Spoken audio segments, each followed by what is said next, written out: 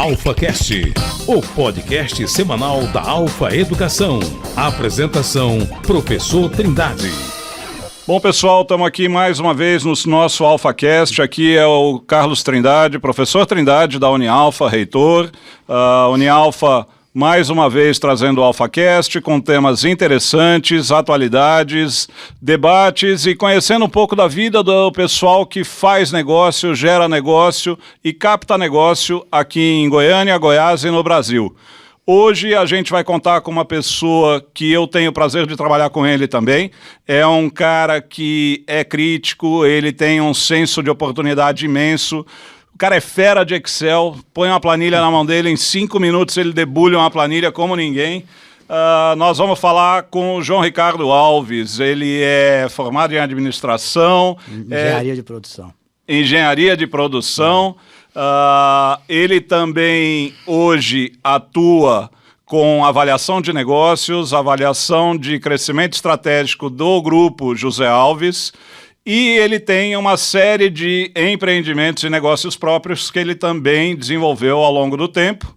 Alguns ele já se desfez, alguns ele ainda pretende abrir, e isso ele vai contar um pouco para a gente dos sonhos e do que ele pretende fazer.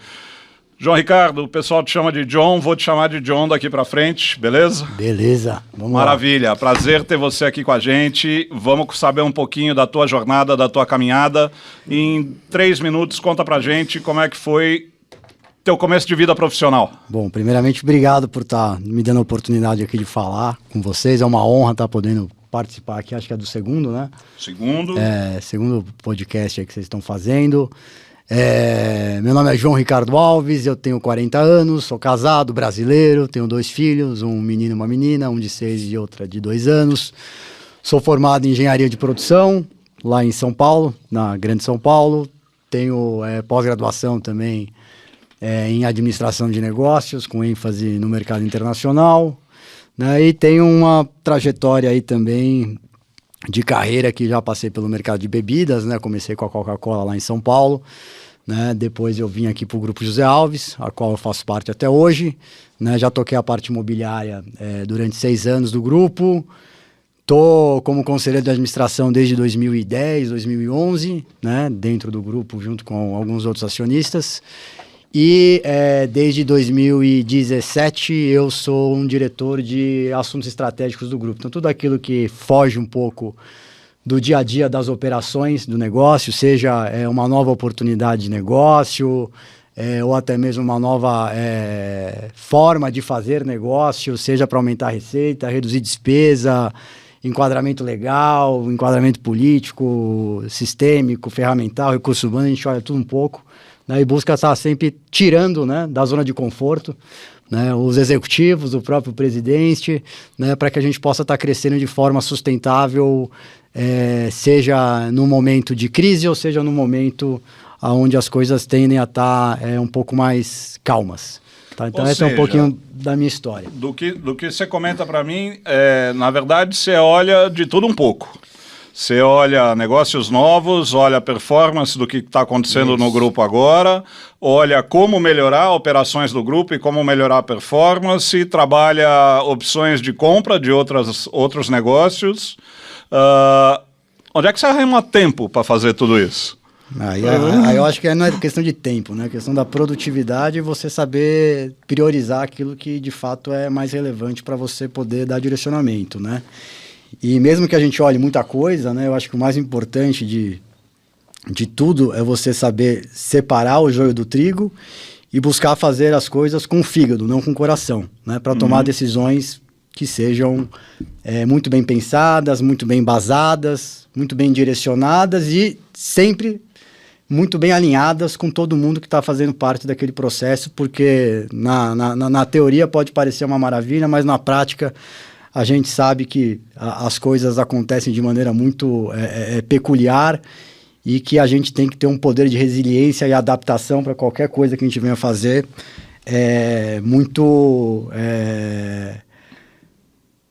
eficiente para poder entregar as coisas e tentar, naquilo que a gente se propôs a entregar, né, como uma coisa estratégica para o grupo, né, no caso da minha função, seja de fato implementado. Então, questão de tempo é... Gestão de prioridades. Gestão de tempo, gestão de prioridades, ser produtivo, focado naquilo que você está fazendo, procurar pouca dispersão para você entregar dentro do espaço de tempo que te é demandado, ou que você mesmo demanda, aquelas demandas, né? E procurar também estar convergindo e respeitando também o tempo das outras pessoas, né? Porque quando a gente analisa alguma coisa, a gente costuma compartilhar essa informação para que ela depois possa ser implementada. E isso depende de várias variáveis, sejam internas, né, ao nosso ecossistema de trabalho ou até mesmo externas. Então a gente tem que respeitar também e procurar não trabalhar muito na base de ansiedade, nesses quesitos também não faz muito bem para o profissional e pessoal. Você tem no teu histórico uma jornada aí um pouco mais dedicada ao ramo imobiliário,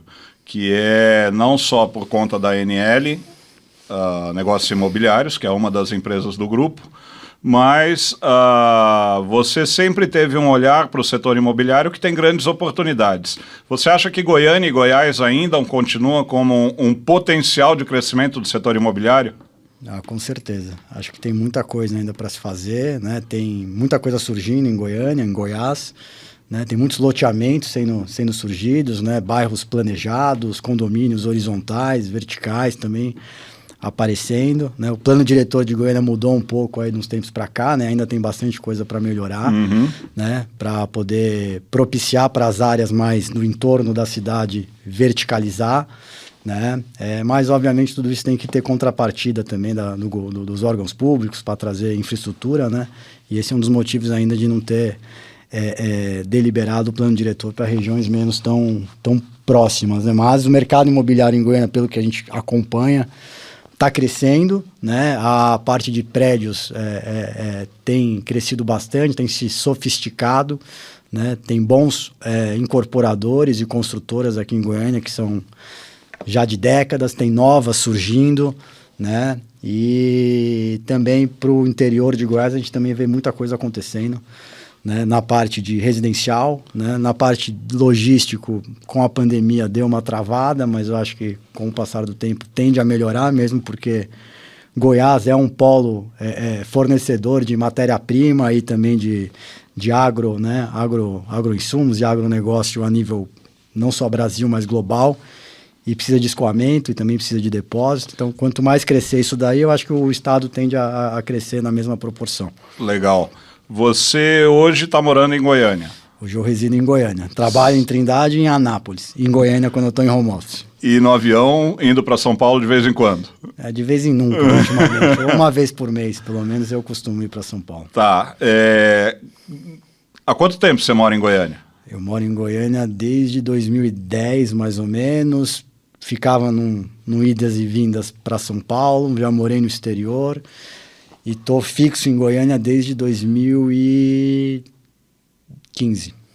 Há 7 anos, quase 8. Eu estou te perguntando porque a primeira vez que eu vim para Goiânia também foi entre 2007 e 2010. Eu ficava mais para a região de Mineiros, tinha algumas operações de usina sucalcoleira ali, que a gente estava colocando de pé na época. Mas de 2010 para cá, no meu retorno foi em 2019 para Goiânia, eu vi que a cidade se transformou, ela mudou radicalmente. Até o próprio Flamboyant, áreas dos jardins, aquilo lá era praticamente inabitável. O Flamboyant mudou muito em função de um competidor que veio para Goiás em outro eixo da cidade, que é aqui do lado, que é o Shopping Passeio das Águas, Sonai, né, do grupo Sonai Sierra, que é um grupo de Portugal, né, e quando ele fincou a bandeira aqui falando que ia entrar, o Flamboyant começou a se mexer para se sofisticar, montou o polo gastronômico, trouxe um executivo muito bom do Rio de Janeiro, que é o Alex, para tocar toda a parte comercial do shopping, reestruturou toda a questão de mix, ampliou, expandiu, né? E com isso trouxe um nível de serviço, principalmente na questão alimentar, né, de oferta de ótimos restaurantes, né, que fez com que também o mercado, né, se reinventasse nesse quesito de alimentação e também fizesse isso transcender apenas o shopping. Né? Então a competição né, que muitas às vezes veem como um mau olhar, eu vejo exatamente pelo contrário. Né? Ela faz você elevar a tua barra e cada vez você procurar dar o seu melhor para estar sempre, pelo menos no mesmo nível daqueles que estão subindo a barra na mesma proporção que você. Então isso aconteceu com o Flamboyant, isso está acontecendo agora e vai acontecer também com a questão de saúde, né, com a chegada do Einstein para Goiânia. Né, a gente já vê um movimento aí de outros grupos de hospitais se unindo, né, para ganhar mais força. Veio a Rap Vida para cá com o hospital. Exato. Então a saúde em Goiânia também tende a crescer e avançar muito. A hotelaria de Goiânia também surgiram vários hotéis nesse intervalo aí de 10, 12 anos. Então, redes locais e redes nacionais e até internacionais vieram para Goiânia, ampliando a oferta de quartos, né? Seja para executivo, ainda não tanto para a questão de final de semana, porque Goiânia ainda não tem essa vertente de turismo, né? Ao contrário de Caldas Novas, que é um hub de turismo muito forte no estado de Goiás, que cresceu pra caramba, Pirinópolis, Chapada dos Veadeiros, que acho que não é Goiás, mas é lá pra cima também, que tem crescido bastante. Então a pujança aí de oferta de serviços com mais qualidade, seja serviços do dia a dia, alimentação e até mesmo na ordem de saúde, né? Não estou falando da pública, mas eu estou falando da privada, elevou muito o nível da população e, obviamente, tudo isso acho que foi puxado por industrialização e também pela parte do agronegócio em Goiás, que anda meio que de lado com o desenvolvimento industrial do estado. A parte de todas essas mudanças, e aí vamos falar um pouco daquela pessoa que quer entender qual é um bom negócio para ele investir. Hoje a gente tem muito comum, todo mundo fala em empreender e a primeira coisa em empreender é terceiro setor, é comércio. Cara, eu vou abrir uma franquia, vou abrir uma loja, vou alocar um espaço, um quiosque num shopping. Isso é rentável? Ou depende do negócio? Como é que é analisado esse tipo de coisa? Acho que o primeiro ponto é que você não nasce sabendo tudo, né? Então acho que você tem que construir uma trilha de aprendizado, né? Seja no âmbito pessoal, no profissional. Tudo que parece muito bom, com certeza não está sendo pintado a realidade dos fatos para você, né? Tudo que vem fácil costuma ir fácil também, então tem que ter muito cuidado. Não tem jantar de graça, né? Quando você analisar oportunidades que te devolvem aí 20%, 30% de retorno, né? Então tem que ter muito bom senso e, que nem eu comecei falando no começo no meu speech, buscar fazer sempre as suas decisões, principalmente essas que vão envolver desembolso de tempo e dinheiro da sua parte, para fazer elas com fígado, não fazer com coração. Porque acho que um dos grandes problemas, acho que, de empreender é que, às vezes, quando você empreende, você está tão empolgado com aquela oportunidade que está na tua frente, que você, às vezes, sai um pouco do âmbito racional e toma decisões mais emocionais. Né? E brasileiro é muito otimista, né? Acho que por cultura. Então, às vezes a gente acaba, nos atropelando. Isso eu já falo por experiência própria também, tá? É otimismo ou é a cultura do oba-oba que a gente tem? De falar, vai dar certo e vamos que vamos. Eu acho que é cultural, né? Eu acho que o brasileiro enfrenta muitas dificuldades, né? Em todos os aspectos, né? Sempre enfrentou, né? Então, eu acho que a gente procura sempre enxergar o copo meio cheio das coisas, que não é uma coisa ruim, né? Mas para você tomar uma posição de investidor, onde você vai ter que tocar aquele negócio, que você vai ter que gerar o teu lucro, para você ter o teu prolabore, ou seja, para você ter o teu rendimento, né? Se você não olhar com muito critério aonde você está entrando, como você vai estar entrando, e se você está preparado para entrar, a probabilidade de dar errado, né, ou dar menos certo do que você está pensando, que é brasileiro otimista, é altíssima.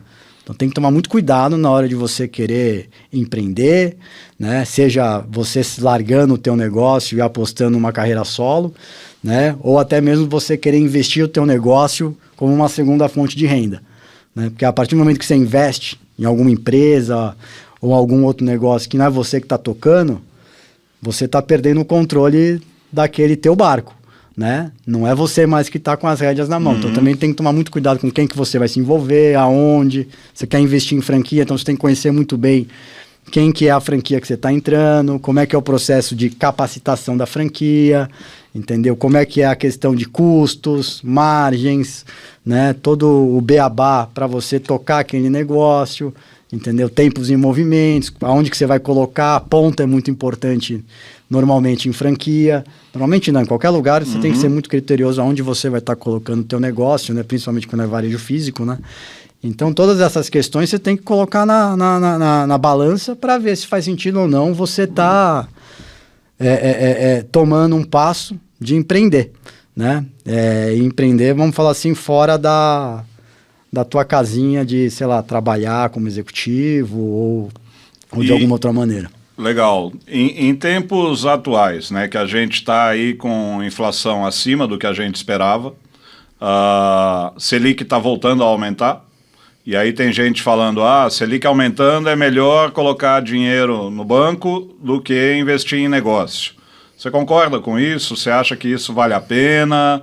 Ou é uma visão que a gente se acostumou e quer ganhar dinheiro fácil no final das contas? Não, o que você tem que tomar como balizador se eu colocar o meu dinheiro na casinha A ou na casinha B, quanto que ele vai render na casinha A e na casinha B, e qual que é o risco de ele, de fato, entregar o que está na casinha A ou na casinha B. A casinha B eu estou falando de, sei lá, renda fixa, né, que vai estar te entregando, deve estar te entregando hoje 10%, 11% ao ano, né? Mas a tendência é que isso dê uma reduzida nos próximos anos, principalmente depois que a eleição, acho que passar, depois que essas questões de sanitárias de Covid também derem uma regularizada, o supply chain global também regularizar, a guerra na Ucrânia terminar, a tendência é que a Selic volte a dar uma reduzida. Essa pelo menos é a expectativa aí das instituições financeiras, do Banco Central, né? Então, vai muito do momento, né? Você quer aplicar o teu dinheiro em algum negócio que vai te dar uma rentabilidade de 6, 7, 8% ao ano, mas é um negócio mais de longo prazo, ou você quer ficar numa poupança de renda fixa ali, gerando 10% ao ano? Aí vai muito da pessoa, né? Ou você quer investir num negócio, né? Acho que o primeiro ponto você tem que ter o dinheiro para fazer esses investimentos. Começa daí, né? Essas aplicações, né? Você quer investir no teu negócio ou você quer investir num negócio que está linkado a um terceiro, né? Que a renda fixa, quer que não, está linkado ao terceiro, né? É mais previsível, né? Mas se você não tem muita segurança, joga na renda fixa, que acho que é uma rentabilidade muito boa, que deve estar gerando hoje um CDI, CDB, próximo de 10% ao ano, é uma puta rentabilidade, né? E com um risco baixíssimo, né? E previsível. Então, se ela baixar muito, você vai lá e tira, e aí você pode transferir para um investimento imobiliário, para um fundo de investimento. Tesouro Nacional isso, também que te gere 7, 8% ao ano, que também é super lastreável. Se você investe em imóvel, tem a valorização do imóvel ao longo do tempo também, e quando você vai vender tua cota, você tem um spread também, que isso não está na conta. Na poupança, isso está ali, né? É o valor que você tem. Então, tem algumas outras variáveis que você tem que levar em conta. E no outro lado da moeda, você tem investir em coisas que, às vezes, você mesmo tem a capacidade de gerar mais retorno do que você deixar o dinheiro parado, né? Que é o caso do nosso grupo, né? A gente prefere sempre deixar o nosso dinheiro alocado, né? Nos nossos negócios, onde a gente enxerga que tem um motor econômico sustentável sendo gerado a cada investimento que eu faço, seja com recurso próprio ou de terceiro, que me gera um ganho marginal frente ao que eu estaria fazendo deixando o dinheiro parado no banco. Então tem que analisar sempre as frentes, os momentos, o que você quer para frente. Usando a tua experiência e até tomando como base a história do grupo. O grupo tem educação, tem engarrafadora de Coca-Cola, tem farmacêutica. Diversificar é melhor do que concentrar ou depende? Eu acho que se você quiser diversificar, você tem que estar muito bem estruturado na questão de governança corporativa, na questão também de funding, como é que você vai poder investir em outros negócios que você vai estar entrando e que você sabe que no começo, além do investimento imobilizado, você vai ter que colocar um dinheiro operacional até que aquele negócio passe a ter capital de giro suficiente para andar com a perna própria. Então, para você diversificar, você tem que ter a segurança financeira dos outros negócios que você está tocando são sustentáveis o suficiente, ainda com ganho marginal, para você poder tentar a sorte em outros negócios. Né? E mesmo quando você entra em outros negócios, é importante você estar muito bem estruturado, né? Com o teu principal recurso, que é o quê? São as pessoas certas nos lugares certos. Não adianta você contratar qualquer executivo, né, ou querer tocar o negócio também em paralelo ao que você faz, né, achando que você vai dar conta, porque infelizmente o dia só tem 24 horas, a semana só tem 7 dias e o ano só tem 365 dias. E a máquina também falha, né? Porque a máquina também falha, o corpinho claro. Não aguenta trabalhar sem então descansar. É importante, se você quer entrar num novo negócio, que o novo negócio que você está entrando, você tenha um risco controlado, né? Porque tudo na vida tem risco, né? Daquilo que você vai estar fazendo, aquilo que você vai estar investindo, que você tenha a capacidade financeira, né? Suficiente para poder dar esse próximo passo, para poder arriscar, entrar num novo mercado, porque para você entrar num novo mercado, você vai estar entrando num mercado que você não está presente, né? Você vai ter que roubar mercado de alguém, né? Mesmo que o mercado esteja crescendo, não tem mágica, né? E para você fazer isso, você tem que saber também que o outro cara lá não vai deixar você fazer, né? Então é importante você trazer as melhores peças possíveis dentro daquilo que você está se propondo a fazer, né? Para conseguir entregar e que você faça tudo isso com muita coesão e muita responsabilidade financeira, né?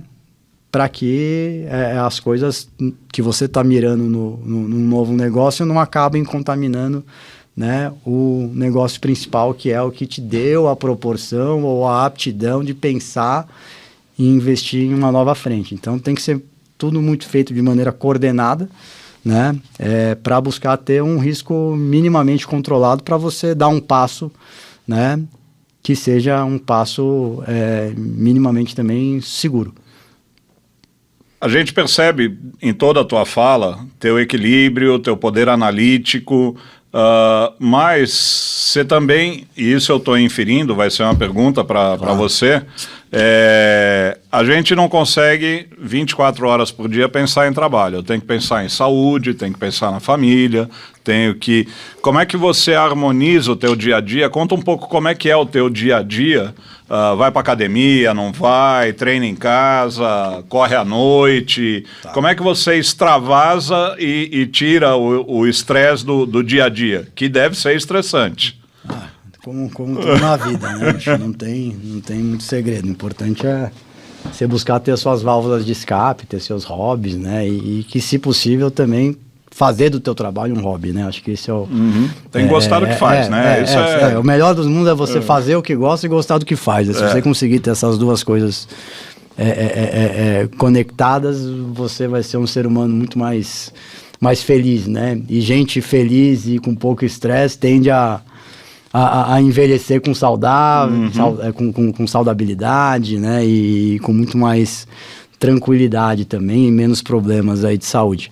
Mas minha rotina do dia a dia é sempre buscar ter um equilíbrio, né, entre família, né? Então eu tenho minha família em casa, obviamente eu não tenho tanto tempo para eles como eu gostaria, né, mas de manhã cedo eu sempre levo meus filhos para a escola, então eu procuro ter esse momento com eles, mesmo porque por eu trabalhar longe de casa eu não consigo ter um momento de almoço com eles, né? Então eu procuro estar presente no início do dia deles e também no final jantando em conjunto com eles em casa. E eu procuro sempre disciplinar a minha agenda, nem sempre é possível, né, por questões de trabalho principalmente, para estar presente nesses dois momentos sociáveis em casa ao longo da semana, né? E em paralelo a isso, né, eu também procuro sempre estar cuidando do meu físico, né? Então eu procuro fazer esporte aí o quanto mais dentro da semana me permite. Se der fazer 7 dias da semana eu faço,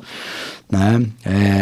Para manter aí o corpo saudável, né? A mente saudável, né? E convergir aí um equilíbrio, né? Bacana. Se você está doente no físico, vai te atrapalhar no mental, psicológico, né? E se você está doente no psicológico, algum problema psicológico, isso vai te atrapalhar no físico.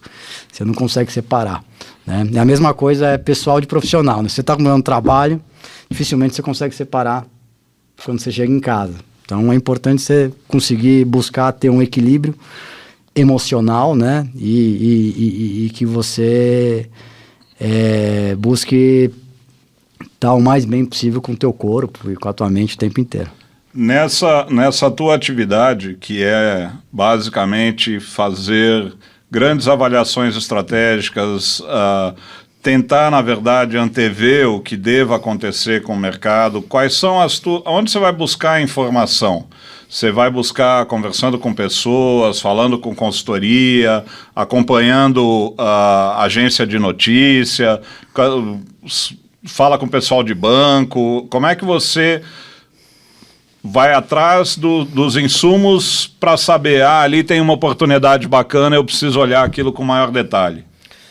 Acho que o primeiro ponto que a gente procura fazer é entender se aquela oportunidade tem sinergia com o que a gente faz hoje ou o que a gente se pretende a fazer no futuro, né? Então, acho que é a primeira coisa que a gente costuma separar, né? E acho que a principal fonte de informação é indo atrás de gente que entenda daquela frente que você está avaliando. Então, é conversando, analisando, buscando informações em advisors, em bancos, que tem bastante informação também, né? Fazendo perguntas a consumidores, visitando o mercado, né? Procurando informações também que não estejam tão acessíveis a você naquele momento. Então, tem muita coisa que você não vê hoje no Brasil, mas tem lá fora.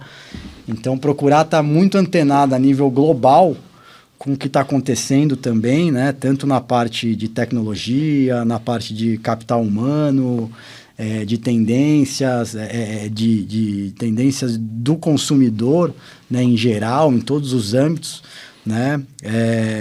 É o que ajuda a gente a ficar tentando tomar um juízo de valor para a gente tentar projetar se aquele negócio que a gente está pensando em entrar ou aquela oportunidade que a gente está pensando em incorporar aos nossos negócios fazem sentido ou não. Então, tem que ir atrás, se informar, ler muito, conversar mais ainda, porque eu acho que tem muita gente que entende muito mais do que a gente em assuntos específicos, né? E se a gente não sabe da pergunta ou da informação, a gente tem que conhecer quem sabe. Então, a questão de networking também é muito importante, da gente estar sempre buscando ampliar a nossa rede de networking, sair da casinha, né? Não ficar naquele teu feudo, né? Para conseguir enxergar as coisas de uma visão externa, para poder tomar uma decisão, vamos falar assim, que não fica olhando só o curto prazo, né? Mas que você consiga enxergar como é que aquele negócio pode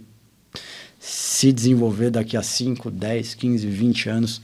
Porque quando você faz um investimento, acho que seja no Brasil ou em qualquer outro lugar do planeta, ninguém faz um investimento, pelo menos no nosso caso, né? Pensando em vender 1 ano depois, 2 anos depois. Todo mundo tem uma visão no mínimo de 5 anos, né? E aí é a visão de private equity, né? Que compra já pensando em vender. Então a gente tem que estar sempre muito bem antenado e buscando o maior número de informações possíveis para a gente fazer uma análise de juízo, né? De todas elas e puxando agora para um terreno mais árido, que o Brasil vai ter eleição agora. A gente vai ter novamente eleições presidenciais. Aparentemente tem duas ideologias presentes como opções. E tem muito investidor que fala, se a ideologia A ou B ganhar, eu tiro meu dinheiro do Brasil e ponho para fora. O que você dá de recado para pessoas que fazem esse tipo de análise? Porque, no fundo, isso é não acreditar no Brasil, não é não? Eu acho que é falar mais da boca para fora, né? Eu acho que tem que... que nem eu falei no começo e no meio. Você tem que tomar uma atitude muito mais baseada no fígado do que no coração, né? Obviamente o coração às vezes manda você jogar tudo pro alto e ligar o foda-se, né? Mas a partir do momento que... Mas o fígado também às vezes dói, cara. Dói, mas aí você toma um remedinho lá e resolve. A partir do momento que for decidido quem que vai ficar ou não, né, com com a caneta na mão, né? Seja a nível presidencial ou até a nível estadual, etc., né? Aí a gente tem que tentar entender como é que o cara que está assumindo ou dando a continuidade vai estar se preparando, né? Como é que ele está conversando com o setor privado, né? Quem que são as pessoas que ele está colocando junto dele para poder seguir um norte, né? Obviamente, se a gente for falar da questão presidenciável, né, a gente teve o PT à frente do governo do Brasil, se eu não me engano, por 14 anos. Né? E em 14 anos, eles pegaram, acho que o melhor momento demográfico do Brasil da história, porque a população era muito jovem, né? Então tinha uma potencialidade gigantesca de crescimento, né? Muito em função da demografia. Né? Então eles surfaram essa onda, né? Mas infelizmente eles fizeram uma série de decisões equivocadas, seja a nível Brasil ou até global, onde eles colocaram muito dinheiro, né, de graça, né, em vários países aí a nível global, a fundo perdido, né, o próprio setor de educação, a gente teve um problema muito grande também de má gestão, né, do dinheiro público que foi alocado no FIES meio que a fundo perdido, né, com uma inadimplência altíssima, que aí o governo Bolsonaro acho que teve que absorver e quitar todo esse passivo, que acabou atrapalhando também muito as instituições de ensino em função do desligamento, né? Tirou da tomada do FIES. Sem dúvida. E muita gente cresceu assim, né? Aproveitou a onda, né? do crescimento, surfou a onda, mas a gente quer surfar uma onda que não acabe, né? Ela tem que ter continuidade. Tem que ter constância, continuidade, e tem que pensar numa formação de mão de obra para o país. Com certeza, e foi pensado muito mais, né, na minha visão, né? Eu posso estar errado, né, em angariar voto, né? Porque o correto no Brasil era ter se pensado numa educação que ela viesse da base e terminasse na graduação, né, ou num tecnólogo, etc., para gerar mão de obra qualificada para o mercado de trabalho. Não, foi pensado na massa crítica que votava, né? E com um empréstimo a fundo perdido. A educação virou assistencialismo, no final das contas, quase foi praticamente isso, entendeu? Um complemento do Bolsa Família em algum programa social. Foi travestido de FIES.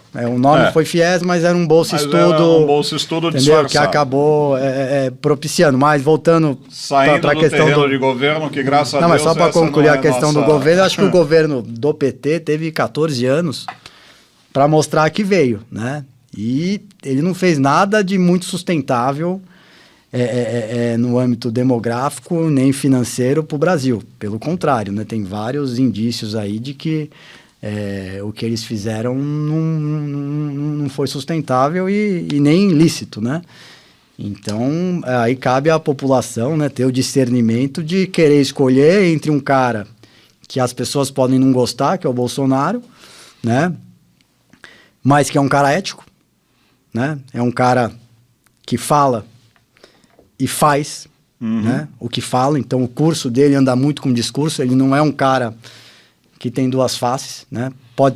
Podem falar que ele fala coisa que não deve, né? Age, às vezes, de maneira impulsiva, mas ele é aquilo, sempre foi aquilo, entendeu? Desde a época de exército, o cara devia ser assim, ele não mudou a sua essência. A trajetória dele, ele não mudou a sua essência, nem depois de virar presidente, entendeu? E é um cara que, se o Brasil reeleger ele, a gente sabe da onde que a gente está e para onde que a gente está indo. Mesmo com a mídia, infelizmente, não divulgando as coisas boas que ele tem feito pelo país, né? Em detrimento do Lula, né? Que está, acho que, tentando aí uma última oportunidade para tentar resgatar um pouco da imagem que ele ainda tem junto ao povo brasileiro, trazendo o Alckmin, né? Que está junto dele, né? Para querer passar uma imagem de que não é PT, não é esquerda, mas é centro, né? Mas ele já fez isso também, lá atrás. Falou uma coisa e fez outra. Então, a gente pode escolher entre um cara que fala uma coisa e faz outra, O brasileiro ou você não escolhe, lembra, mas o Lula andou de carro aberto junto com o Sarney. Então o Lula surfa muito na onda, né? Na onda do que melhor lhe convém, né? Então vamos ver como é que a política, ela afeta o mundo dos negócios. Demais. E aí a gente vê analistas financeiros, bancos, tem uma parte do mercado que acha que ganha mais com uma situação descontrolada economicamente falando do ponto de vista de inflação no Brasil. A gente vê comentários de Itaú e outras instituições projetando cenários diferentes, se ganhar governo A ou governo B, e aí, obviamente, nessas análises a gente vê alguma tendência. O fato é, cara, o brasileiro ele não para pensar em tudo isso. Não. Ele tem o dinheirinho dele contado para pagar o pãozinho dele, está defendendo o trabalho dele e ele fala, como é que eu vou sobreviver? E aí entra aonde eu coloco dinheiro, como eu coloco dinheiro, como é que eu analiso. Então, saindo um pouco do terreno da política e voltando, se eu sou um cara que conseguir juntar um dinheirinho que pelo menos dá 3 vezes o meu ganho mensal, que é o que a gente tem mais ou menos como referência para ter uma reserva. O que vier após essa reserva é o dinheiro que eu poderia estar investindo. Vamos dizer que eu cheguei nessa situação, que eu estou lá com uma graninha, que eu já tenho a minha reserva, se acontecer alguma coisa, perder emprego, etc., e eu quero começar a investir em alguma coisa. Mas eu não sou um mega investidor que vou montar uma indústria. E aí, quais são as opções que eu tenho? Cara, por experiência própria, né? Se você quer montar um negócio do zero, né? E que seja a tua principal fonte de renda, você tem que ter muito dinheiro sobrando para você dar esse passo, que é um passo no escuro, né? Quer queira que não. Não é um passo tão... Você não sabe como é que você vai sair dali depois de um ano. Entendeu? Então, você tem um dinheirinho guardado, etc., tenta deixar ele aplicado em algum negócio mais cresce o bolo. Mais previsível, cresce o bolo e continua procurando emprego. Né? Quando você tiver know-how pra caramba naquilo que você faz e talvez o que você faz seja replicável para um negócio que você consegue montar do zero e que você tem uma reserva, sei lá, de 12, 24 meses de gordura para poder tomar essa decisão de tentar a sorte nesse negócio, aí você vai. Se você tem uma idade de 3, 4 meses, esquece, não faz isso. Entendeu? Vai quebrar a cara. Pode ser que não, mas você tem que ter capital de giro. Você não tem certeza tem que ter capital nenhuma. de giro. Você não tem nem emprego. Da onde que vai vir teu dinheiro? Do seguro-desemprego, que dura 6 meses? Acho que nem é 6 meses, não sei quanto que é. Entendeu? Então é hiper mega arriscado, né? Então, às vezes é continuar procurando emprego E às vezes eu escuto também, e de vez em quando a turma vem para mim com umas ideias, não, vamos juntar 4, 5 pessoas aqui, cada um põe uma cota e a gente faz um negócio de uma aplicação maior. Eu participei em fundos com amigos, onde eu fazia aplicação em fundo, isso numa época que eu estava... Tipo um crowdfunding, mais ou menos. A gente juntava dinheiro de uma vaquinha, né? Faz a vaquinha entre a moçada, cada um dá uma grana e pega isso e põe no mercado de ação. Para ter um retorno um pouco maior, obviamente distribuía risco, claro. Pegavam as blue chip da vida para garantir retorno e pegavam uma parte de ação um pouco mais de alto risco para ter retorno mais rápido. Isso foi uma estratégia... Óbvio que eu estou falando de dinheiro pequeno, mas que em 2 anos, por exemplo, cada um estava com um carro zero, que foi o que rendeu. Saiu do nada, colocando uns troquinhos, e troco eu estou falando 300, 500 reais por mês, que é um investimento nada. Se eu fosse pegar 300 pau sozinho e botar em alguma coisa, não ia gerar nada. Então a gente fez uma vaquinha, juntou 8, 10 pessoas... Tinha um cara lá que era bom de seguir empresa em bolsa, ele falou, deixa que eu vou dar as dicas. Isso é uma opção? Ou cara, eu dei sorte na época? Você deu sorte de ter um cara que manjava de bolsa. Né? Porque investimento em bolsa, o ideal é que você fique com ele no longo prazo, né? Entendeu? E você tem que ter conhecimento do que você está fazendo.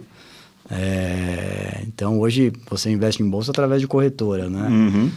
Então, você tem que ter um bom advisor e o ideal é que você conheça, né? Sobre o dinheiro que você está aplicando, sobre a empresa que você está colocando dinheiro, sobre o setor que essa empresa está, como é que ela está se comportando lá, se o valor da ação pelo patrimônio líquido dela, sobre o lucro dela está... pelas cotas também tão baixo, outro já está no patamar de alta, que não vale a pena comprar, então você tem que conhecer o negócio, né? Mas o principal em bolsa é você, além de conhecer muito bem a empresa que você está querendo colocar o dinheiro e o mercado e o setor que ela está inserida, é que você tem que ter sangue frio, né? Porque a bolsa ela costuma oscilar.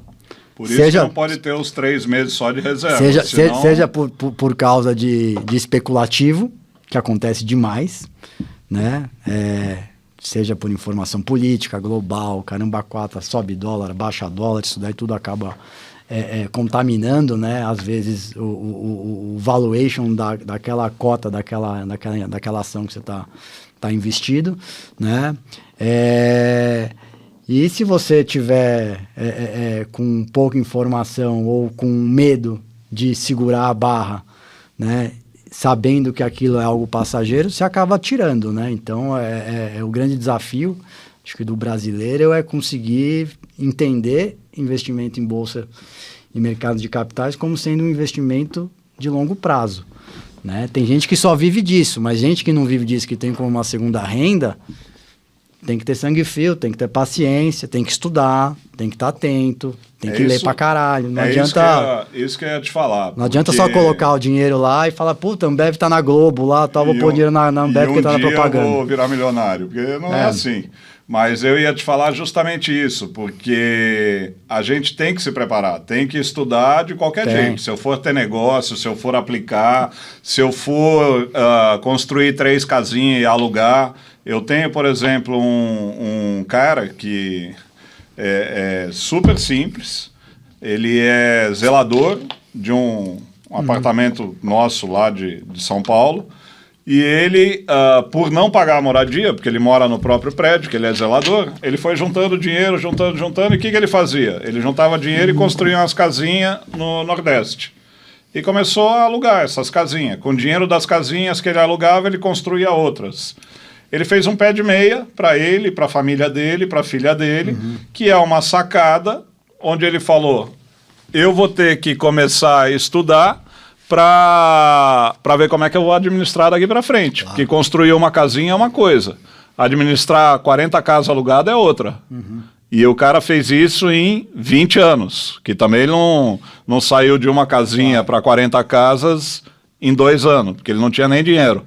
Mas essas são as histórias que a gente vê de gente que fala, não é que o cara estudou e fez pós-graduação para começar a aplicar, mas ele estudou, ele entendeu a oportunidade, identificou um nicho e aí voltou para a cidade natal dele e falou, agora eu vou começar a investir nessa estrutura. Você acha que Goiânia tem muito disso? Tem gente no Centro-Oeste que pensa desse jeito e que aplica dinheiro no Centro-Oeste? Acho que tem no Brasil inteiro, não é só em Goiânia não, entendeu? Acho que as oportunidades no Brasil são imensas, né? Só que é o que nem você falou, né? Acho que é importante a pessoa, ela conseguir fazer daquela informação que ela obtém, porque hoje a informação, ela está muito acessível para todo mundo, né, para conseguir transformar a informação de uma maneira muito tangível em ação, né? Entendeu? Então, é a grande diferença entre você sonhar e executar, né? Então, você tem que ir atrás, se capacitar, se desenvolver, né? Esse cara aí que você comentou, né, que está há 20 anos fazendo isso, ele não começou da noite pro dia e já montou 40 casas. Ele começou com uma. E já quebrou a cara também, viu? Com certeza deve ter quebrado. Teve um tempo que não alugou nada, ficou lá entubando, entubou IPTU, entubou... Teve fígado, não agiu só com o coração, não largou a mão de tudo. Acho que empreender também tem muito a ver com você saber tomar porrada, ir para as cordas, levantar a cabeça, né? E seguir em frente, né? Porque acho que tropeço todo mundo vai ter. Né? Tomar porrada todo mundo vai tomar, mas o que vai fazer a diferença para cada um é é como que você vai se comportar frente às adversidades, né? Porque apanhar você vai, entendeu? Ainda mais no Brasil, né? Vai tomar porrada. E em Goiânia não é diferente. Então, acho que tem gente, acho que muito parecido com o mesmo pensamento desse cara aí que você comentou, em Goiânia, investindo tanto em Goiás, como também investindo fora de Goiás, né? Tem muita gente que faz esses investimentos aqui, até imobiliários, você enxerga muita gente fazendo isso, comprando casa ou comprando terreno, construindo casa, revendendo, né? Acho que isso daí tem de monte, né? Mas, obviamente, para ele conseguir fazer isso, o que ele tinha? Ele tinha uma outra fonte de renda que propiciava a ele fazer esse tipo de aposta ou de investimento, né? E, com o tempo, a pessoa vai se aperfeiçoando, vai se sofisticando, né? Vai estudando, né? Vai pegando as melhores práticas, né? E vai crescendo de maneira sustentável, né? Poucos conseguem fazer isso, né? Outros ficam pelo meio do caminho que acabam desistindo e... É a velha máxima. Quem tem sucesso, o pessoal fala que teve sorte. Só que não sabe os tombos que o cara levou, isso, as horas de sono que ele não teve, a dor de cabeça que ele teve. Mas tem até aquela frase lá que eu gosto de usar, né? Quanto mais eu treino, mais sorte eu tenho, né? Então, acho que na vida tudo se resume a isso. Quanto mais você praticar aquela atividade que você está se propondo a fazer, melhor você vai ficar. Independente de qual atividade quer que ela seja. Independente do nível de responsabilidade que aquela atividade demanda. Então, quanto mais você se aperfeiçoar nessa atividade, melhores resultados você vai acabar conquistando. Só que é um processo de construção contínua, né? Não adianta você achar que o Nadal virou o Nadal da noite pro dia, entendeu? Até hoje o cara vem se reinventando, né? Já visto o que ele fez ontem lá contra o Djokovic. Então é um cara que tem 35 anos... Também não fez contra qualquer um, né? Fez contra só o Djokovic. Mas é um cara que tem 35 anos, né? Que bate nos moleques de 18 anos e ele não bate só na técnica. O Djokovic e eles batem esses caras, na sua grande maioria nesses grandes slams, no físico, né? Mas com o físico que tem muito a ver também com o desgaste mental. Com o mental, preparação. Então a preparação do mental dele acaba influenciando também no físico dele. Por isso que eu falei também numa das falas minhas que é muito importante você ter o equilíbrio entre o físico e o mental. Porque uma coisa acaba ajudando ou atrapalhando a outra. Então tem que treinar, tem que ir atrás das melhores ferramentas para você ir se lapidando, né? Acho que toda a teoria veio da prática, né? E eu acho que a teoria hoje ela está muito acessível para todo mundo, né? Conseguir obter a informação até a valores muito menores do que era no passado, com a chegada do EAD, cursos de curta extensão, tem muita informação de grátis até na internet que você consegue ter acesso, mas é uma poluição, né? Você tem que saber também fazer o discernimento e o filtro. Fazer o filtro do que vale a pena e o que não vale a pena. Então, esse é o desafio, um dos desafios, né? E nessa globalização. Nessa visão toda de filtrar a informação, dedicar tempo, harmonizar mente, alma, corpo, para a tomada de melhor decisão. Como é que ficou a pandemia nesses 2 anos, trancando todo mundo em casa e sendo massacrado na cabeça de fica em casa, fecha negócio? Isso aí, para quem investia ou quem quer investir, foi tumultuado. Cara, eu acho que o ser humano é um ser irracional, né? Vamos falar a verdade. Se você parar para pensar, eu acho que a gente tem as mesmas características e as mesmas atitudes desde a Idade da Pedra, né? A essência do ser humano é a mesma, ela não mudou, né? E, como ela não mudou, né, o homem não ficou mais sábio quando ele não tem a informação de algo que ele não conhece. Então, o desconhecido acaba aterrorizando as pessoas. E qual que é o principal fator que hoje as pessoas mais desconhecem? O que acontece após a morte? Então, todo mundo, no meio da pandemia, ficou com medo de morrer, né? Então, eu acho que as decisões, né, acho que foram tomadas, né, na sua grande maioria, eu acho que foram pensadas no momento de pouca informação, principalmente no começo da pandemia, né? E muito medo, né, da ação que essas pessoas, dos líderes, né, principalmente governamentais, etc., tomariam, que poderiam culminar em morte. Então, eu acho que não dá para falar que teve certo nem errado ali no começo da pandemia, né? Eu acho que depois de um ano de pandemia, que aí a gente já tinha mais informação, mais conhecimento, né, mais alternativas de como lidar com ela, talvez eu acho que a gente já pudesse ter, vamos falar assim, adiantado um ano que a gente perdeu a mais de lockdown, que já deu uma minimizada boa de 2021 para cá, né, no exercício passado. Mas 2020, né, como era tudo muito novo, ninguém sabia como é que tratava, etc. Também ninguém queria correr risco, né? O lockdown naquela época parecia ser uma das ferramentas viáveis para não espalhar o vírus, né? Apesar de muitos virologistas falar que era justamente o contrário, né? Mas o lockdown ele foi tomado como prerrogativa para não inflar o sistema de saúde, né? Para não chegar um momento que você não tivesse leito para enfiar uma bomba de oxigênio na cara da pessoa. Então foi por essa prerrogativa que foi feito o lockdown, né? Pelo menos no início foi isso que foi falado, né? Acabou dando certo em alguns lugares, errado em outros, né? Acho que o setor público do Brasil andou bem em alguns aspectos e mal em outros, não conseguiu entregar leito a tempo em vários lugares, em uns lugares nem entregou, só construiu estrutura. É que também politizaram a pandemia, rasgou né? dinheiro, como não tinha muita... Como é que chama? Era negócio de pandemia lá e podia fazer a toca de caixa, né? Sem muita licitação, nem nada. Burla a licitação, não tem que seguir mas obviamente o lockdown foi super danoso, né? Não só para a questão sanitária, né? Mas para a econômica a gente está vivendo esse problema desde lá, né? Porque quando travaram a saída, né? Ou não deixaram entrar, né, navios, matéria-prima, etc., de um país para o outro, todo o supply chain mundial ficou bagunçado, né? E com essa bagunça toda, até reorganizar tudo de novo, demora pra caramba. Por isso que teve a questão inflacionária mais por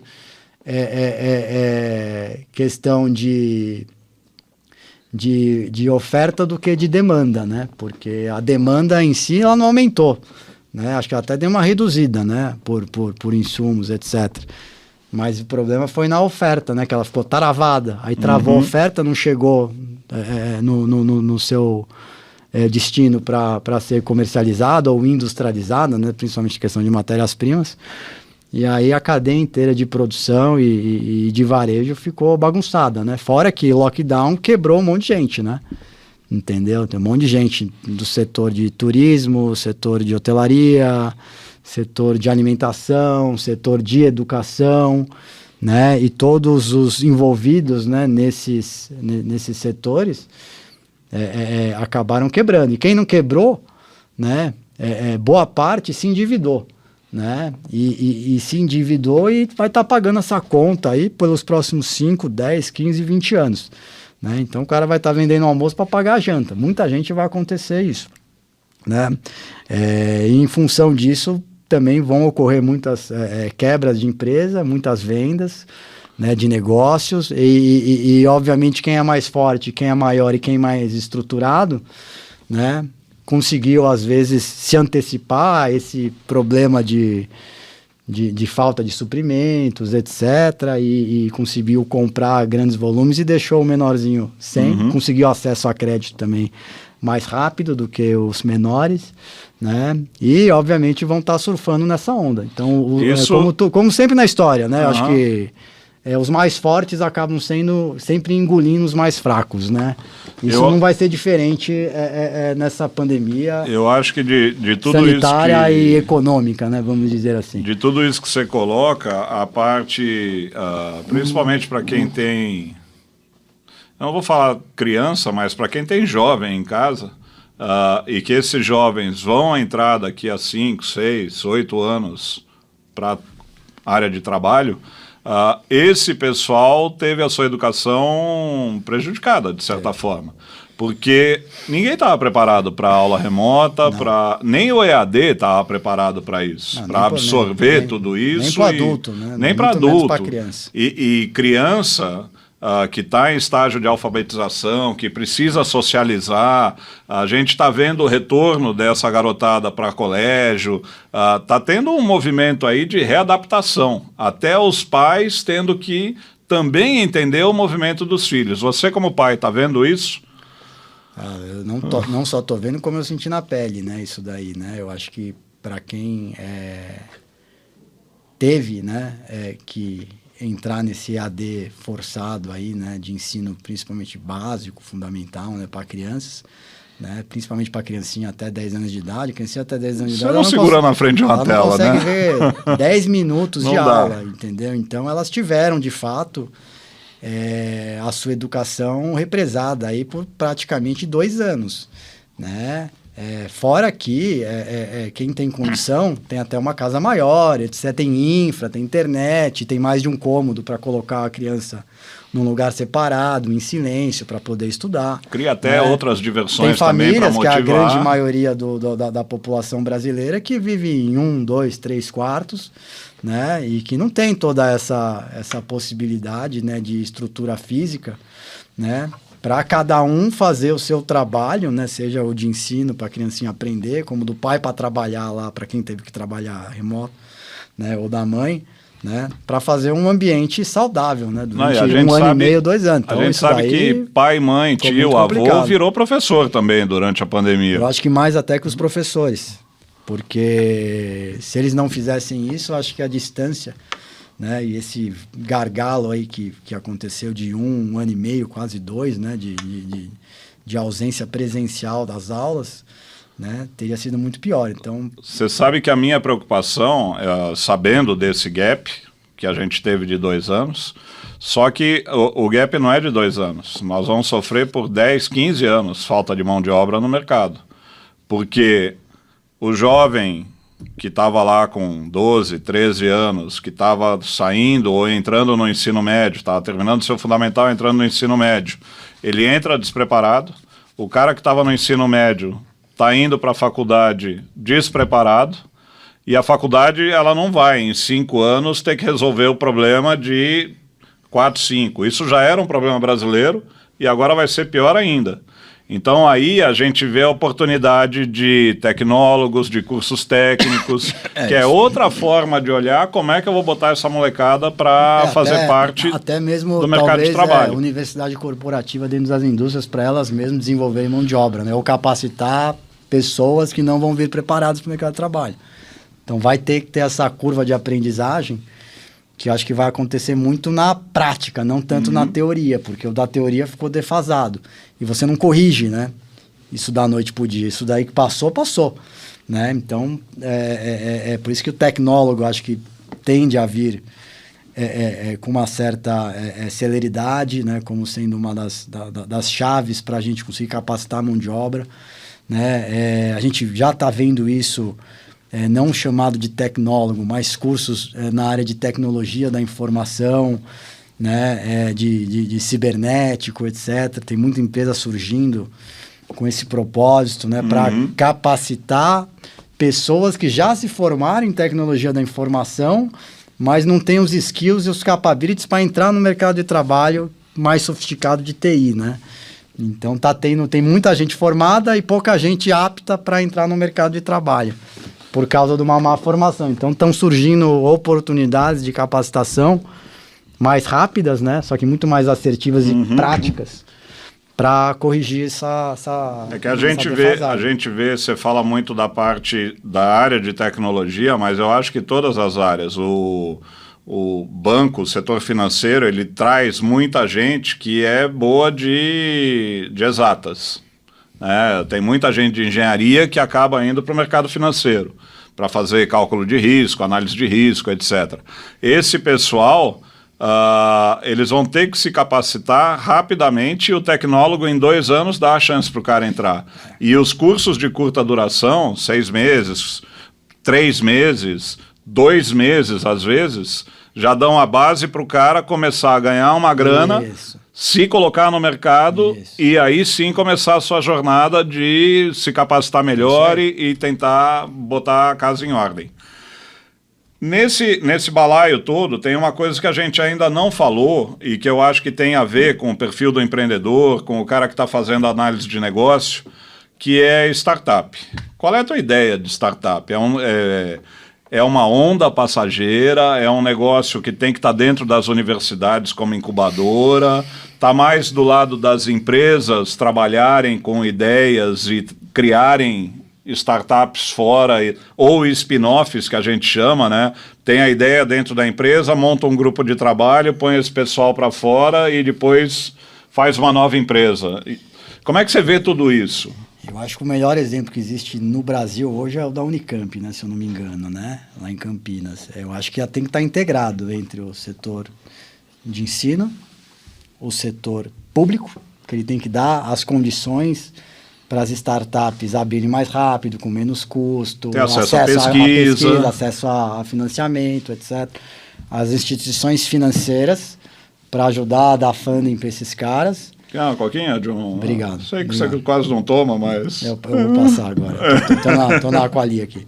E tem as empresas, né? Que é a teoria com a prática, né? Eu acho que tem que estar um ecossistema todo integrado, né? E eu acho que não é uma tendência, não. Acho que é uma coisa que sempre existiu e agora com a tecnologia da informação e o acesso à informação na palma da sua mão, né? De maneira real time, ela só se aflorou cada vez mais, né? Mas eu acho que quanto mais próximo tiver e mais integrado estiver com a universidade, com o setor público, com o setor privado e o setor financeiro, mais chance tem de dar certo. Então, eu acho que tem que ter esses agentes envolvidos, né? Adicional ao empreendedor, né? Pessoa física que está querendo montar a sua startup, né?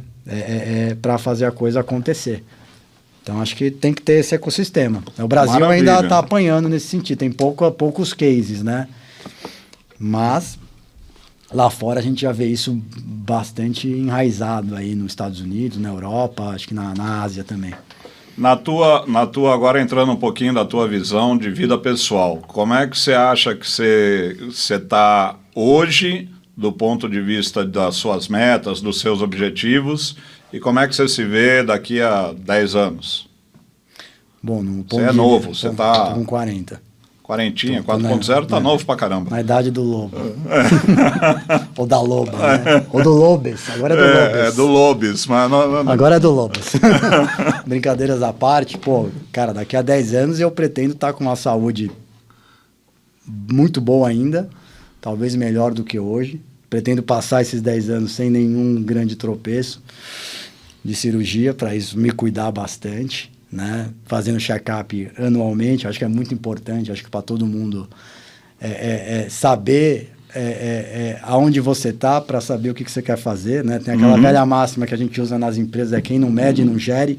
Isso serve também para o corpo da pessoa. Então, é importante sempre estar se monitorando, né? Para a gente conseguir ter uma vida saudável, né? Eu pretendo ainda estar trabalhando dentro do grupo, né? Fazendo carreira dentro do Grupo José Alves, crescendo os nossos negócios, né? Tanto na parte de educação, como na parte de indústrias e outros negócios que a gente está fazendo, né? Se possível, montar algumas extensões deste negócio em outros países, né? Como nos Estados Unidos, talvez na Europa. Daqui a 10 anos, se Deus quiser, a gente consegue... América do Sul, você acha que é viável para América do Sul, a gente consegue ir mais fácil por estar já no eixo aqui da América do Sul, né? Eu consigo, pela localização, chegar, né? De maneira mais simplistas, né? E não são mercados tão grandes, né? Vamos dizer assim, né? Para ir para os Estados Unidos, eu consigo chegar... nos Estados Unidos, que tem mais de 300 milhões de habitantes, com um per capita muito maior. Na Europa inteira, eu consigo chegar por questões de proximidade e com a zona do euro lá em tudo quanto é lugar, né? Então seriam dois lugares interessantes para se pensar em ter negócios no longo prazo, né? Daqui a 10 anos, mas para você fazer daqui a 10 anos, você tem que começar no curto prazo já a pensar, a gente já está pensando, né? Então eu me vejo ainda no Brasil, me vejo ainda em Goiânia, me vejo ainda casado, né, com meus filhos, um já com 16, né, então já encaminhando para a faculdade, né, o meu objetivo é até que eu coloque ele numa faculdade no exterior, né, até para ele criar bagagem e criar aquele senso de cultura nos Estados Unidos, de independência, né, do ser humano, né, desde que ele se forma na escola, que eu acho que é um grande diferencial para a pessoa, né, se desenvolver pessoalmente. Então, morar fora da casa dos pais. Né? Essa semana o pessoal estava falando que tem uma discussão que a inflação está alta nos Estados Unidos, está com 2 dígitos, que os Estados Unidos, mais 10 anos, virou Venezuela. Falam que o Biden é meio de esquerda. Né? Balela isso ou é para tirar o Biden mesmo do lugar? Não, que o Biden falam que fez umas besteiras aí ao longo do seu curto espaço de tempo à frente do governo americano, todo mundo sabe, né? E que ele já era meio que de esquerda, todo mundo sabe, né? Mas os Estados Unidos é Estados Unidos, né? Eu acho que tem potencial, né? Uma potência global, uma potência industrial, uma potência de agronegócio, uma potência educacional, uma potência de pesquisa e tecnologia, entendeu? É um ambiente de negócio uma potência estável. Bélica. Então, os caras que têm a carta na manga do que fazer no mundo, né? E eles são muito assertivos nisso, muito diretos, muito objetivos.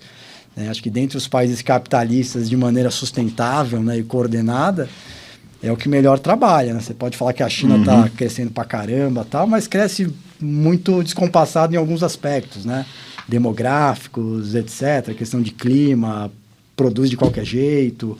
Estados Unidos já é um pouquinho mais estruturado nesse sentido. E eu acho que não tende a perder o espaço de destaque a nível global, não. E ainda eu acho que é um dos melhores países aí para tomar como benchmark de como o Brasil poderia estar estruturado no âmbito político, legal, ambiental, todos os aspectos para... Você tem hábito de leitura, John? Pouca. Leitura de livro, não. Eu não tenho muita paciência, não tenho muito tempo também. Eu sou meio cego, então eu costumo buscar a leitura mais rápida. Tá. Mas eu acho super importante o hábito de leitura. Eu deveria ter, e eu sei que quem tem costuma absorver conhecimentos não só da sua área, etc., mas até oratória, melhora. Você fica mais culto, você consegue dialogar melhor, né? Então, acho que é super importante. Idiomas, como é que você vê idiomas? É básico? É mais do que necessário? Cara, ou depende? Inglês, hoje já deveria ser algo básico a nível global. Todo mundo deveria falar inglês fluente. Eu acho que até nas escolas do ensino público, eu não sei como é que está hoje, né? Já deveria ser praxe, né? Nas salas de aula, ter pelo menos uma matéria só em inglês, entendeu? Para as criancinhas aprenderem inglês desde cedo. E não é difícil fazer desde isso. Desde o jardinzinho já não começa... é difícil, não é caro, é um professor, entendeu? Isso já deveria estar enraizado pelo menos na grade do MEC, do ensino básico até a graduação, entendeu? Porque não dá para você começar um negócio hoje achando que você vai entregar daqui a só 20 anos. Né? O inglês já é uma realidade hoje. Então, na própria graduação, até já falei com você algumas vezes sobre isso. Estamos trabalhando. Vai sair. Para a Alfa ter uma novidade a nível Brasil nesse sentido. Vai sair. Né? Que para mim, inglês é a coisa mais básica que qualquer pessoa deveria estar antenada para ir atrás, para conseguir falar de maneira fluente, ouvir de maneira fluente, ler e escrever, que é um método que a gente fala de método FALE, né? Fala, audição, leitura e escrita.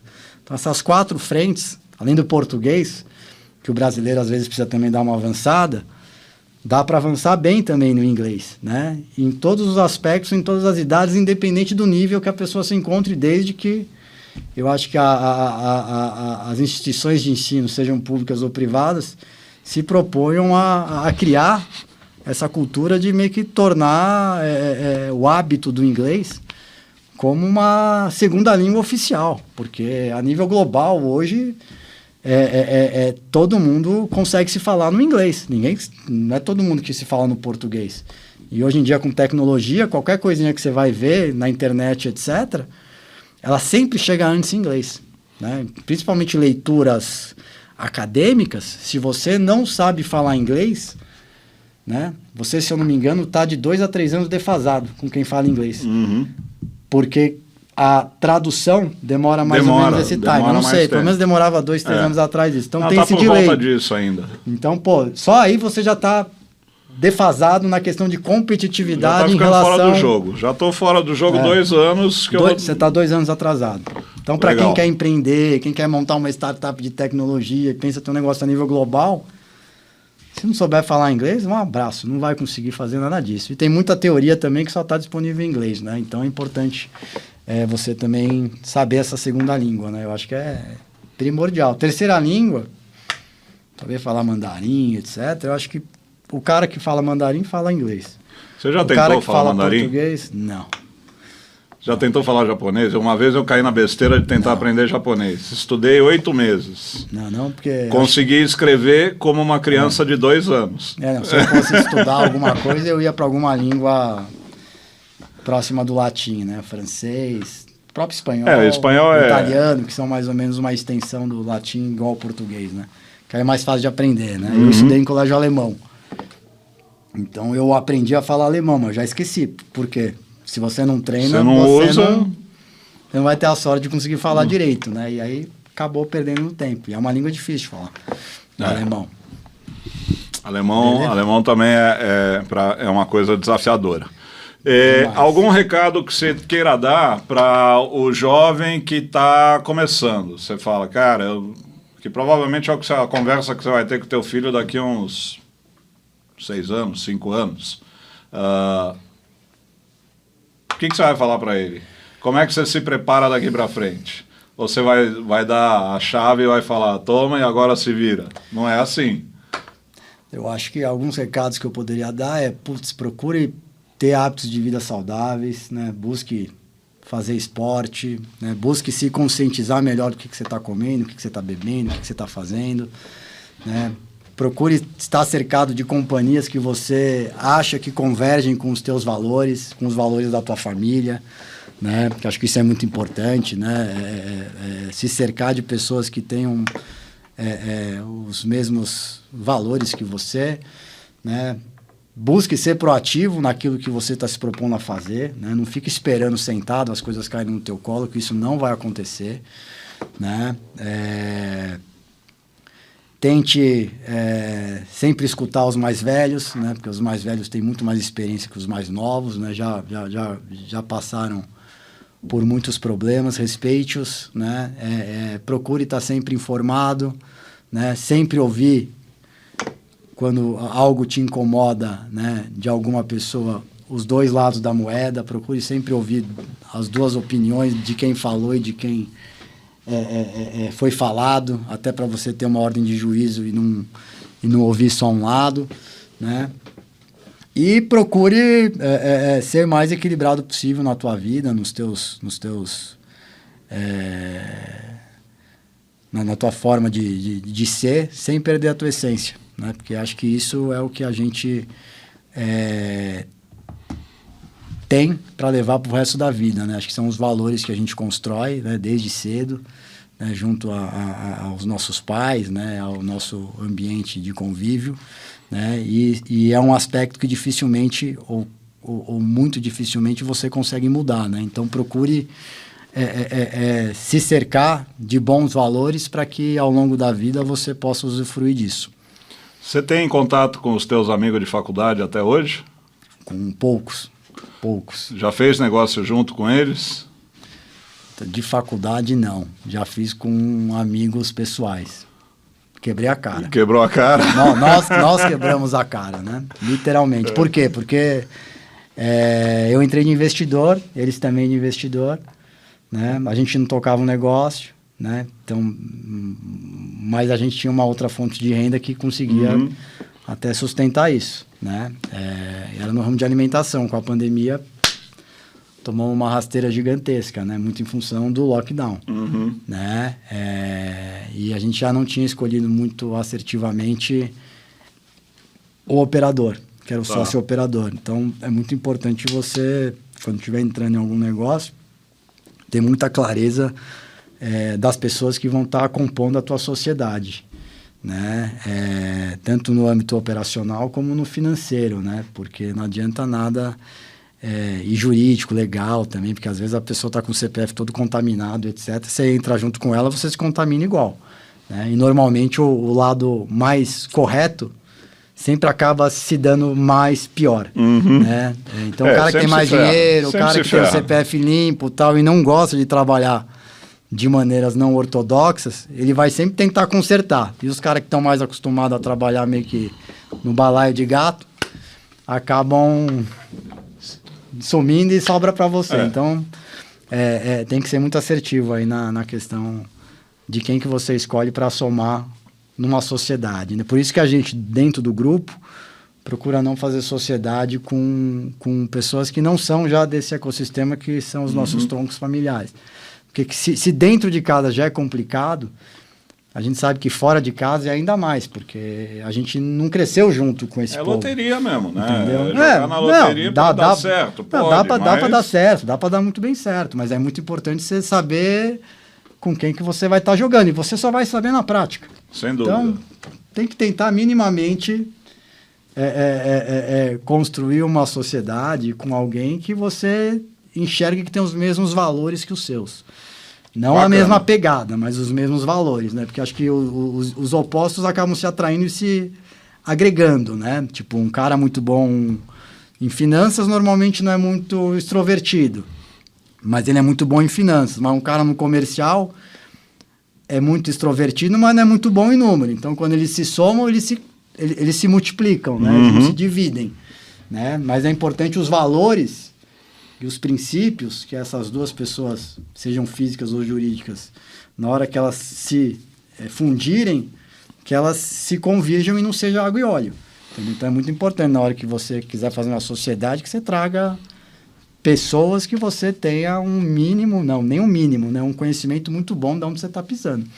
Bacana. Beleza? Nós estamos chegando próximo do final do nosso podcast. Eu vou já agradecer pelo teu tempo, pela tua disponibilidade, tua vontade de estar aqui. Imagina. Abrindo pensamento, coração e falando um pouco da tua vida até. Eu acho que isso é enriquecedor para quem está ouvindo. Sempre é bom escutar vários pontos de vista, e o podcast, o nosso AlphaCast, tem essa ideia de trazer gente que movimenta, que pensa diferente e que pensa no crescimento da sociedade. Isso é o nosso objetivo principal. Mas vou deixar algumas palavras para você despedir. Tá bom. Tá bom? Até breve. Até breve é melhor ainda, porque daí nós vamos falar de outras coisas e de outros temas que a gente não conseguiu abordar. Eu vou ter que acabar encerrando por aqui, porque já está dando quase uma hora, a gente tem agenda, você tem agenda. Se me deixar, eu vou ficar te perguntando e enchendo teu saco aqui mais umas 2 horas seguidas, que a turma depois vai ter que editar, mas aí é problema do pessoal da edição e da comunicação. De qualquer forma, pessoal, esse foi João Ricardo batendo papo aqui com a gente. Eu acho que foi interessante entender a jornada de um cara que pensa negócio e que gosta daquilo que faz. O John, ele é apaixonado por tudo aquilo que ele faz, onde ele põe a mão, você tem a certeza, porque eu trabalho com ele, você tem certeza que ele está empolgado com coisa. Ele não perde tempo. Isso é uma coisa que ele deixou muito claro. Se envolva naquilo que você prioriza. Então, isso foi uma das coisas que ele falou e eu acho que é uma lição de vida para a gente. Agradeço a toda a turma que está trabalhando conosco no podcast. Nós vamos estar encerrando por agora. Vai ficar mais para a gente debater sobre cultura, sobre esporte nos nossos próximos podcasts. Eu vou aproveitar aqui para registrar com o John, porque ele não pode sair daqui sem tirar uma fotinho com a gente. Ele nem percebeu, mas tem umas fotos aqui atrás que ele vai se identificar com família, com empresa. Tem umas fotos minhas que o pessoal botou aqui também. A maioria é você. Mas Trindade Cast. Trindade Cast, mas não é autopromoção, não. Isso aqui é do marketing da Alpha. Tá valendo. Deixa eu ver aqui como é que eu faço essa só para bagaça. deixa eu finalizar enquanto você acha Vai que lá, é a questão vai lá, tecnológica. vai lá. Obrigado aí, pessoal, pela oportunidade, né? Espero ser convidados mais vezes. Espero que esse podcast aí seja um sucesso e que a gente consiga trazer gente como a gente, né? Que a gente possa se inspirar, se espelhar, né? E absorver um pouco do conhecimento do que essas pessoas podem vir a agregar aí, tanto para a gente no âmbito pessoal como profissional, tá bom? Muito obrigado. Vai lá, John. Aparece aqui. Chega junto. Boa. Foi? Foi. Ixi. Tá saindo aqui. Beleza, obrigado. Tem de monte já. Mas fechou. Obrigado. Obrigadão, viu? cara. Valeu, sucesso pra nós, viu? Sucesso pra nós. Obrigado, viu, pessoal? Valeu.